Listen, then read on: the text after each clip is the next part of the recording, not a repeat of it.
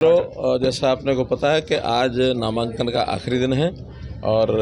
इस लोकसभा क्षेत्र के हमारे 5 नामांकन पहले भरे जा चुके थे। अब 4 और आज भरे जा रहे हैं, जिसमें अभी मैं प्रातःकाल पहले नीलूखेड़ी गया था, अब यहाँ आसंद आया हूँ और साथ ही साथ हमारे स्मालखा और पानीपत ग्रामीण वो दोनों भी भरे जा रहे हैं। तो सभी 9 के 9 यहाँ हो रहे हैं और हरियाणा भर में भी आज 27 नॉमिनेशन और भरने के बाद पूरे 90 के 90 नॉमिनेशन हो जाएंगे। बोलो आखिर तो करनी थी, लेकिन विषय तो यह है कि भारतीय जनता पार्टी ने सबसे पहले अपनी पूरी की पूरी लिस्टें जारी की और बड़ी लिस्टें उनके एक दिन पहले जारी की जा रही हैं। बड़े हैरानी का विषय है। या तो उनको अपने आप पर विश्वास नहीं है या अपने कैंडिडेट्स पर विश्वास नहीं है और कहीं ना कहीं उनको डर ये भी है कि जो लोग बाकी बचेंगे वो क्या करेंगे, इसलिए उन्होंने उस विषय में से अपना रास्ता कोई निकाला होगा। लेकिन उनके कैंडिडेट क्या करेंगे, या तो वो इंडिया तो भरते नहीं तो अब जो है उनका दौर जो शुरू होगा वो आप भी देखेंगे, हम भी देखेंगे। मैं कहता हूँ जैसा मेरा लोकसभा के अंदर पूरा दौरा हुआ, इसी लोकसभा में लगभग 400 गाँव में मेरा जाना हुआ, एक ही विषय सब लोग जो है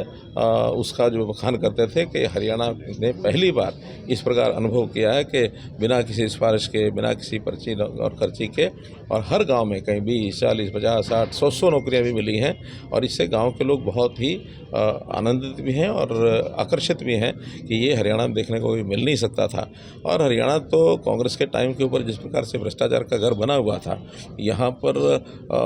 चाहे बदलियाँ हों, चाहे नौकरियाँ हों, चाहे CLUs हों, चाहे छोटे छोटे लोगों से, छोटे दुकानदार हैं, आड़ती हैं, कई मंथलियाँ बंधी हुई हैं, कई हफ्ते बंधे हुए हैं। आज तो लोग हफ्ते और मंथली का शब्द सुनना ही भूल गए हैं कि कोई मंथली और हफ्ते ये नए लोगों को तो पता ही नहीं है। वरना जो उस समय चलता था उन्होंने अपने एजेंट छोड़े हुए थे और वो जो एजेंट थे जिनको मैं धौल कपड़िया कहता हूँ, हमने 10 साल में उन धौल कपड़ियों के कपड़े उतरवा के खूंटी पटकवा दिए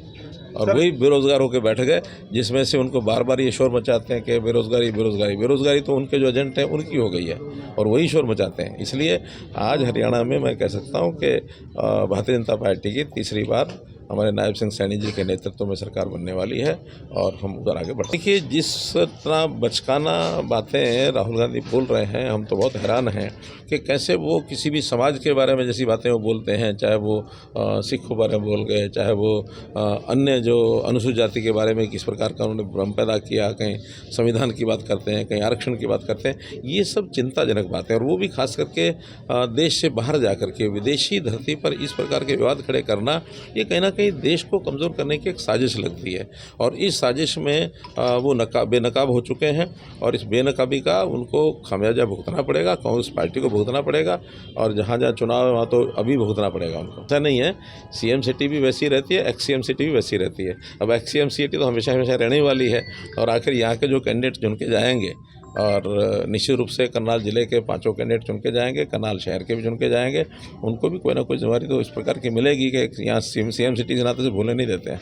किसके ऊपर? कांग्रेस के ऊपर नहीं, बीजेपी के ऊपर। अरे जो खुद यानी सना पड़ा हो करप्शन में, जिनका लीडर करप्शन के कारण से जेल में पड़ा हो, यानी वो 900 चूहे खा के बिल्ली हज को चली, ये तो वो वाली कहावत है।